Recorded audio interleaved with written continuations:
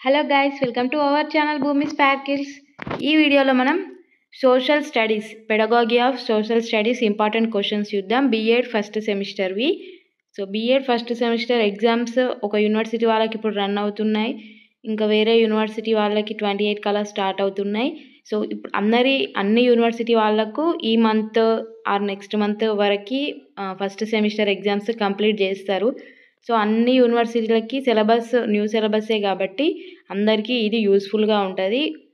Often Kakatiya university వాళ్ళకి తప్ప అన్ని యూనివర్సిటీల వాళ్ళకి, మీరు తెలంగాణ యూనివర్సిటీ అయినా, శాతవాహన అయినా, పాలమూరు అయినా, మహాత్మా గాంధీ అయినా, సో ఏదైనా న్యూ సిలబస్ ఉన్న యూనివర్సిటీలకి ఇది యూస్ఫుల్ ఉంటుంది. మీకున్న 5 యూనిట్స్ నుంచి నేను 18-19 క్వశ్చన్స్ ఇచ్చిన, అన్నీ రిపీట్ అయిన క్వశ్చన్సే. ఇంకా మీరు ఇందులోంచి 5-6 క్వశ్చన్స్ జనరల్గా రాయొచ్చు, అవి కూడా ఇచ్చిన, రిపీట్ అయినాయి కాబట్టి జనరల్గా ఇచ్చిన క్వశ్చన్స్ కూడా ఇచ్చిన. మీరు మొత్తానికి చదవాల్సింది ఒక 12-13 ఉంటాయి క్వశ్చన్స్ అంతే. మీరు లైట్గా చూసుకున్నా కూడా రాయగలుగుతారు, ఎందుకంటే ఇది జస్ట్ థియరీ పార్ట్ లాగా, సోదిలాగా రాయడమే కాబట్టి అంత ఎక్కువ మీరు టెన్షన్ తీసుకోవాల్సిన అవసరం లేదు. అండ్ మీకు వచ్చేసి ఇంపార్టెంట్ క్వశ్చన్స్ 70 మార్క్స్కి ఉంటుంది కదా పేపరు. మీకు సోషల్ స్టడీస్ మెథడ్ 1గా ఉంటుంది కదా, 70 మార్క్స్కి ఉంటుంది paper. 3 hours exam. 3 hours exam, మీరు 70 మార్క్స్ రాయాలి. And long questions, short questions ఉంటాయి. షార్ట్లో 8 వస్తాయి, మీరు 5 రాయాలి.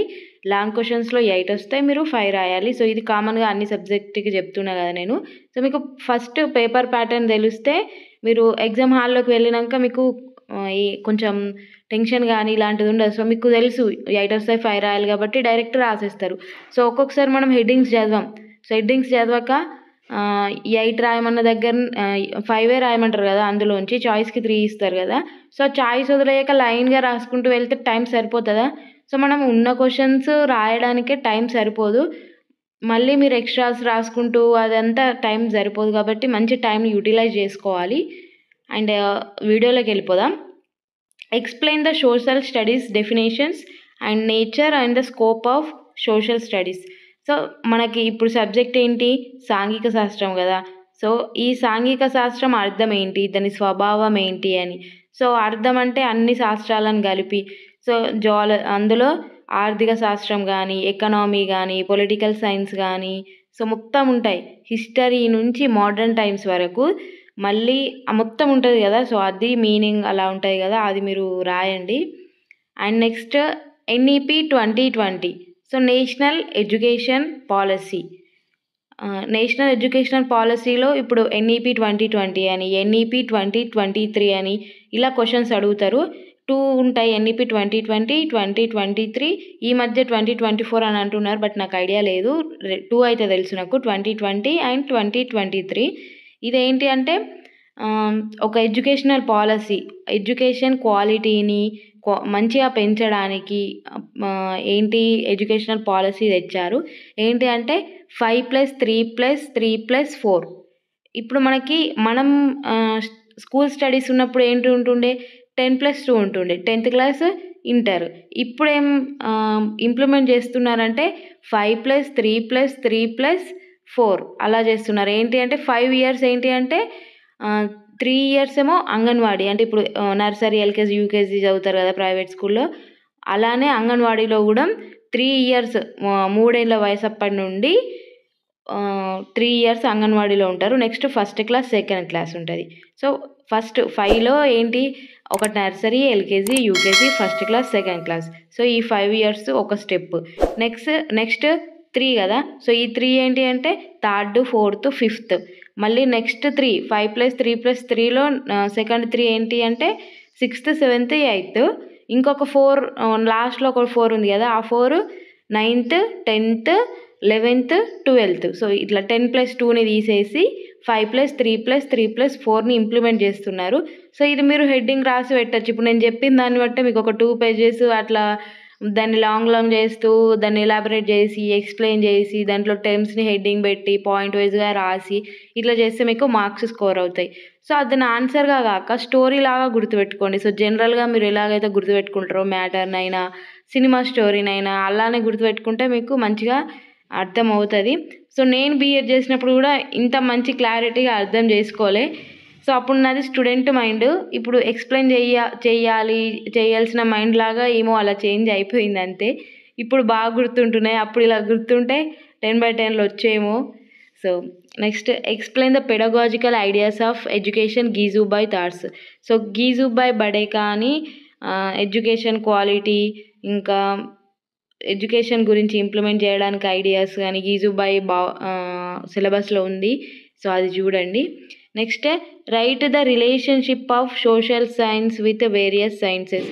సో సోషల్ సైన్స్కి వేరియస్ సైన్స్కి అంటే మ్యాథమెటికల్ కానీ ఇంకా ఫిజికల్ సైన్స్, బయాలజికల్ సైన్స్కి ఎలాంటి రిలేషన్ ఉంది అని చెప్పి. మ్యాప్స్ రీడ్ చేసేటప్పుడు ఏం యూజ్ చేస్తారు? మ్యాథమెటిక్స్ని యూజ్ చేస్తారు.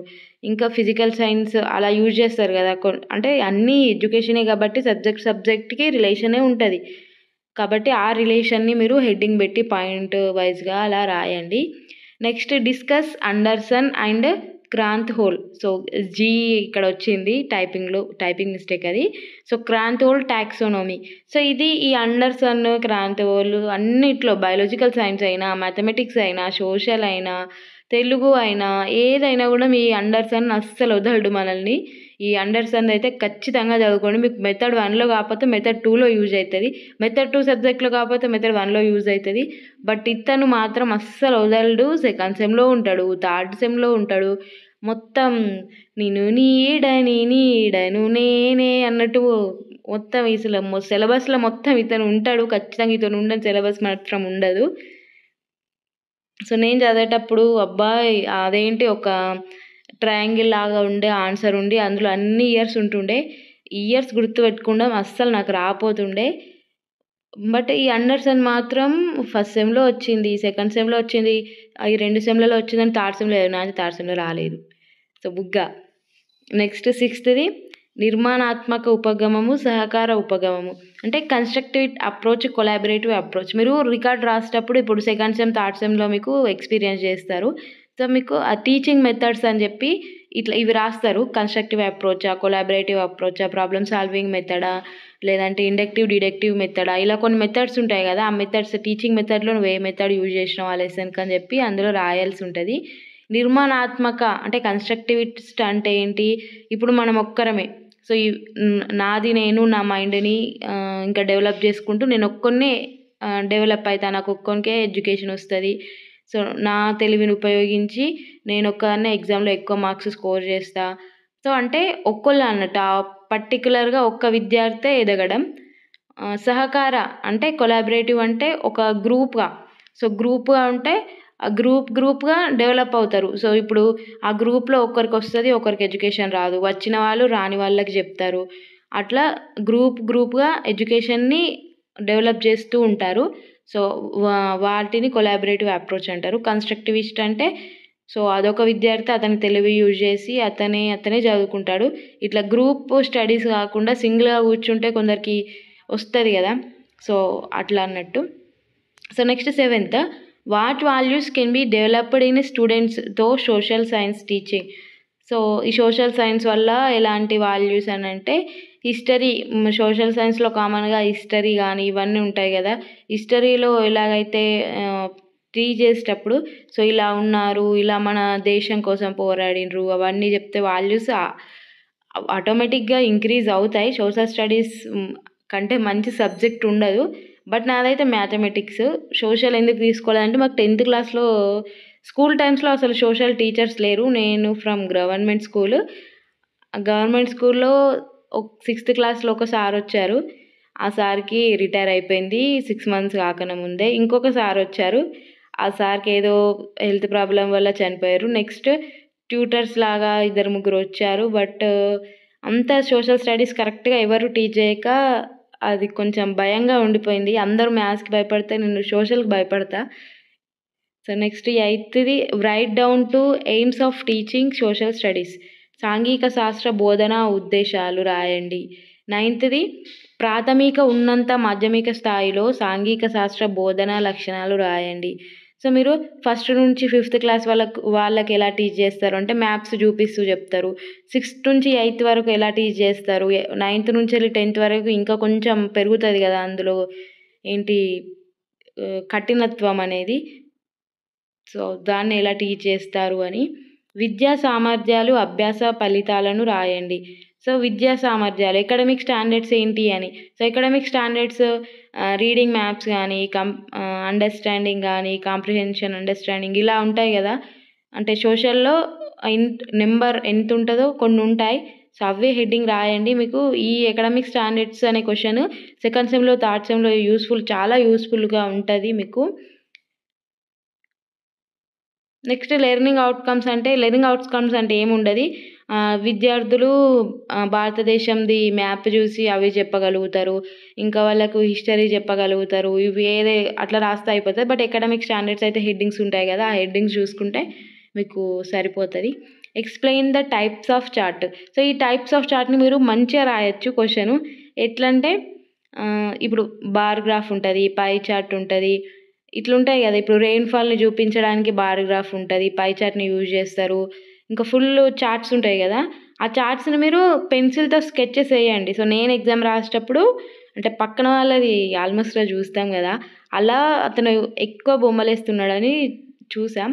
సో మొత్తం బార్ చార్ట్ అంటే బార్ చార్ట్ని బొమ్మేసిండు, పై చార్ట్ అంటే పై చార్ట్ని మొత్తం ఇట్లా బొమ్మలతోటి వేస్తే ఏంటంటే ఒక మంచి ఒపీనియన్ అనేది మన పేపర్ పైన ఇన్విజిలేటర్ కలిగి కొంచెం ఎక్కువ మార్క్స్ స్కోర్ అవ్వడానికి. సో ఎక్కువ మార్క్స్ ఏం అవసరం లేదు, బ్యాక్లాగ్ ఉండకుండా మనకు సబ్జెక్ట్స్ పాస్ అవుతే చాలు. సో అది నా ఒపీనియన్, అందరూ పాస్ అయిపోవాలి. సో 12th వచ్చేసి వస్తు ప్రదర్శనశాల అంటే మ్యూజియాన్ని ఏ వస్తువులు పెడతారు అని. సో వరల్డ్ వార్స్ అప్పుడు వాడిన ఫిరంగులు కానీ, వాళ్ళు వాడిన కత్తులు కానీ, హిస్టరీ టైమ్స్లో రాజులు కాలంలో అవి వస్తువులు యూజ్ చేసినవి కానీ, ఇంకా అవి ఉంటాయి కదా, అవన్నీ మ్యూజియంలో పెడతారు కదా, ఓల్డ్ టైమ్స్లో యూజ్ చేసినవి. సో అవన్నీ మ్యూజియంలో పెడతారు. అవి మీరు జనరల్గా రాయొచ్చు. సో సమస్య పరిష్కార పద్ధతిలో స్టెప్స్. సో స్టెప్స్ అంటే ఏంటి, ఫస్ట్ సమస్యని ఏంటి ప్రాబ్లం అని గుర్తించాలి. నెక్స్ట్ స్టెప్లో ఆ ప్రాబ్లంకి ఎన్ని టైప్స్ ఆఫ్ సొల్యూషన్స్ ఉన్నాయి అని మనము రాసుకోవాలి. ఇన్ని టైప్స్గా మనం సాల్వ్ చేయొచ్చు అని. సో ఆ రాసుకున్న టైప్స్లో మనం ఏ సొల్యూషన్ మెథడ్ని ఇంప్లిమెంట్ చేయగలం, డెవలప్ చేయగలం అని. సో అందులో ఉన్న బెస్ట్వి సెలెక్ట్ చేసి వాటిని ఇంప్లిమెంట్ చేయాలి, ప్రాబ్లమ్ని సాల్వ్ చేయాలి. సో ఈ స్టెప్స్ మీరు హెడ్డింగ్ పెడుతూ రాయండి. సో మీరు జనరల్గా రాసినా మీకు మార్క్స్ వేస్తారు. బుక్లో ఉన్నట్టుగా జయం సిరీస్లో ఉన్నట్టుగా రాయాలి, వేదా సిరీస్లో ఉన్నట్టుగా రాయాలి అని ఏమి ఉండదు. సో నెక్స్ట్ కృత్యాధార పద్ధతి, activity based method. So activity అంటే ఒక యాక్టివిటీ చేయిస్తారు. ఇప్పుడు రెయిన్ఫాల్, ఇప్పుడు భూమి పొరలు అని ఇట్లుంటాయి కదా, భూమికి కింద ఒక పొర ఉంటుంది, సో ఆ కింద ఇన్ని మీటర్స్ తర్వాత ఒక పొర ఉంటుంది అని చెప్పి. సో అది మంచిగా ప్రిపేర్ చేసుకురమ్మని ఒక గ్రూప్ వాళ్ళకి చెప్తే వాళ్ళు ప్రిపేర్ చేసుకొని వచ్చి ఇట్లా యాక్టివిటీ చూపిస్తూ టీచ్ చేస్తారు కదా. ఇప్పుడు ఇండియన్ మ్యాప్ని టీచ్ చేసేటప్పుడు ఇండియన్ మ్యాప్ ఇట్లా పెన్సిల్స్ కానీ బబుల్స్ కానీ వాటితో తయారు చేసి ఇట్లా ఒక్కొక్క స్టేట్కి ఒక్కొక్క కలర్ పెట్టడం, ఇలా టీఎల్ఎం ఐడియాస్ అనేటివి ఉంటాయి. మీరు పీర్ టీచింగ్ అప్పుడు కానీ లేకుంటే ప్రాక్టికల్స్ అప్పుడు కానీ ఇలాంటివి చేయాల్సి ఉంటుంది. సో ఇట్లా యాక్టివిటీ బేస్డ్గా మీరు ఎలా చెప్తారు అని అడుగుతారు. సో ఇది అన్ని జనరల్గా రాయొచ్చు, కొంచెం లైట్గా అయితే మీరు ప్రిపేర్ అవ్వండి. నెక్స్ట్ నాటకీకరణ, పాత్ర పోషణ, కాన్సెప్ట్ మ్యాపింగ్, పారిశ్రామికరణ, ప్రపంచీకరణ. ఈ క్వశ్చన్ కూడా మీకు అన్ని సెమ్లలో ఉంటుంది. ప్రపంచీకరణ అయితే మొత్తం మీకు 4th సెమ్ వరకు ఈ ప్రపంచీకరణ వస్తుంది. నేను 10th క్లాస్ నుంచి చూస్తున్నా ఈ ప్రపంచీకరణ క్వశ్చన్ చదువుతూనే ఉంటా, అయినా కూడా ప్రాపర్గా అర్థమే అవ్వదు అసలు. ఏంటో మరి ఇది ఇట్లా డెవలప్ అవుతుంది కదా, ఆ డెవలపింగ్ ఎలా ఉంది అని రాసుకుంటూ రావాలి. బట్ ఒక్కో సబ్జెక్ట్లో ఒక్కో టైప్ ఆఫ్ ఆన్సర్ ఉంటుంది ఈ క్వశ్చన్కి. సో మీకు కూడా ఇలానే అనిపించిందా చెప్పండి. నెక్స్ట్ వార్షిక పథకం అంటే ఏంటి, యూనిట్ పథకం అంటే ఏంటి, పీరియడ్ పథకం అంటే ఏంటి. సో మీరు పీర్ టీచింగ్ ప్లాన్స్ రాసి ఉంటారు కదా, ఆ ప్లాన్ ఎలాగైతే ఉందో దీని ఆన్సర్ కూడా అలాగే మీరు రాయాలి. ఇంకా మీకు ఇంకా టైం ఉంది అనిపిస్తే ఆ పీరియడ్ ప్లాన్ మొత్తం ఒక హెడ్డింగ్ యూజ్ చేస్తూ పీరియడ్ ప్లాన్ మొత్తం రాసి పెట్టండి, మీకు బై మార్క్స్ వాడే వేసేస్తాడు. నెక్స్ట్ 19th సాంఘిక శాస్త్ర బోధనలో చర్చా పద్ధతి. సో చర్చా పద్ధతి ద్వారా అంటే ఒక గ్రూప్ చేసి ఆ గ్రూప్లో డిస్కషన్ ద్వారా కొన్ని చాలా గుర్తుంటాయి. అబ్బా మా ఫ్రెండ్ గాడు ఇట్లా మాట్లాడిండు, ఈ ఫ్రెండ్ గాడు ఇట్లా మాట్లాడిండు, అయ్యో ఈ ఫ్రెండ్ మొత్తం తప్పే పోయింది మాట్లాడంగా, అన్నీ గుర్తుకుంటాయి. మనం టీచ్ చేసిన దానికంటే అట్లా స్టూడెంట్స్ బ్యాచ్లో అయితే ఇంకా బాగా గుర్తుకుంటాయి. సాంఘిక శాస్త్ర బోధనలో నమూనాలను ఉపయోగించి ఎలా బోధించవచ్చు. సో మోడల్స్ చేస్తారు కదా, ఆ మోడల్స్ యూజ్ చేస్తూ ఇప్పుడు ఆ మోడల్స్ యూజ్ చేస్తూనే టీచ్ చేస్తున్నారు. సో ఐసీటీ మెథడ్స్ కానీ ఈ మోడల్స్ యూజ్ చేస్తూ మెథడ్స్ కానీ ఇవే యూజ్ చేస్తున్నారు. సో 20 క్వశ్చన్స్ ఉన్నాయి సోషల్ సైన్స్లో. మీరు ఇవి పక్కా పాస్ అవుతారు. అండ్ ఈ వీడియో మీకు నచ్చినట్లయితే సబ్స్క్రైబ్ చేయండి, మీ ఫ్రెండ్స్కి కూడా షేర్ చేయండి. And all the best for your exam. And thank you for watching.